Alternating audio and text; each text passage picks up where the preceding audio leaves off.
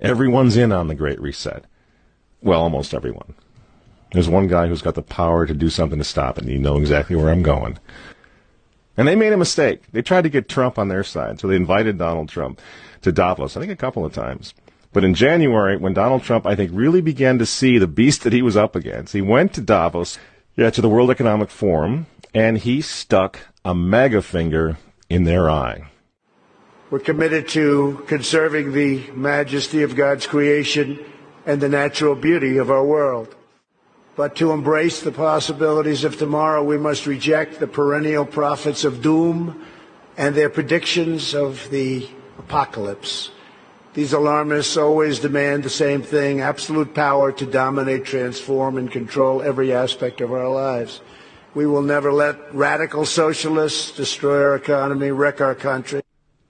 2 days after Donald Trump gave that speech, the 89-year-old leftist weirdo billionaire George Soros made an emergency intervention where, at Davos, once again, warning that the U.S. 2020 election will determine the, quote, fate of the whole world. Now, in the context of Davos, take a look at this one more time. This is a month after Donald Trump addressed Davos and stuck the MAGA finger in their face. Here's what Francis, the Vatican, and Jeffrey Sachs had to say in response.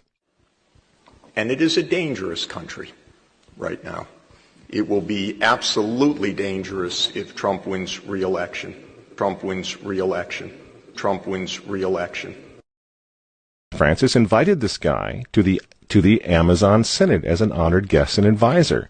He's also Bernie Sanders' advisor. What's he doing in the Vatican? Why is this guy who's a promoter for socialist, out-and-out socialist, Bernie Sanders, what's he doing advising the Pope? Why does he have entree to the Vatican, friends? Sachs supports abortion and contraception, but that's not a problem for the Vatican.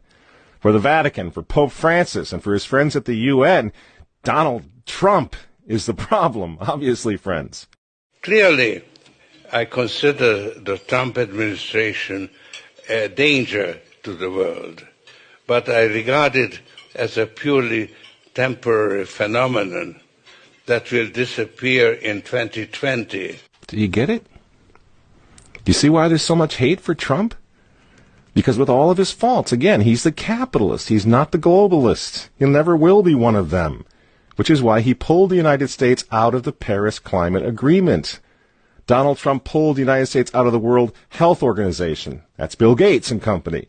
And now he's threatening to pull the United States out of the World Trade Organization. People say, yeah, well, Donald Trump got married twice. He's a bad guy. Really? He's right in the face of the demons on this, friends. Nobody ever said he was a saint. He's knocking the sacred cows of the United Nations down all over the world right now. The General Assembly routinely votes 185 against the United States on almost everything right now. And you remember, speaking of the United Nations, in November of 2019, again, right before COVID landed, Trump went to the UN, on the floor of the General Assembly, and he declared war on globalism. Wise leaders always put the good of their own people and their own country first. The future does not belong to globalists. The future belongs to patriots. And shortly after the speech at the UN, Donald Trump delivered, what do you think happened?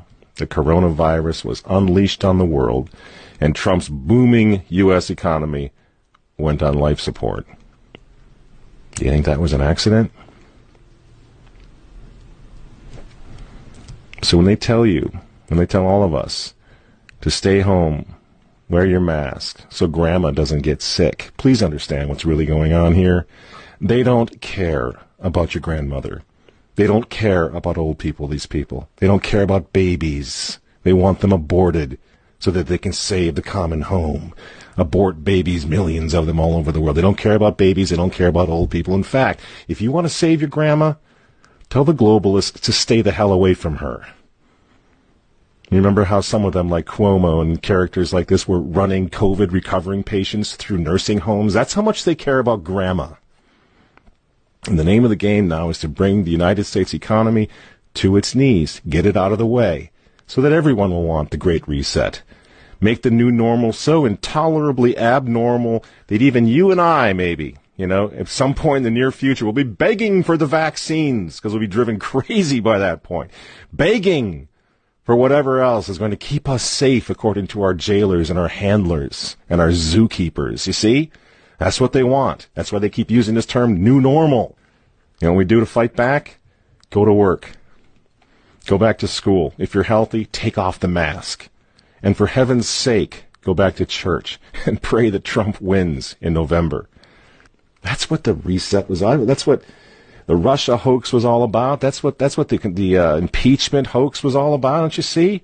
For 4 years, they've been trying to stop this man because if he strengthens America, if he makes it great again, if he brings the economy back again, the reset won't happen.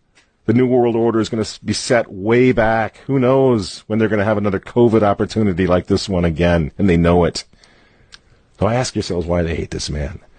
These folks, these men, they hate God. They hate the unborn. They hate the traditional family. They hate you.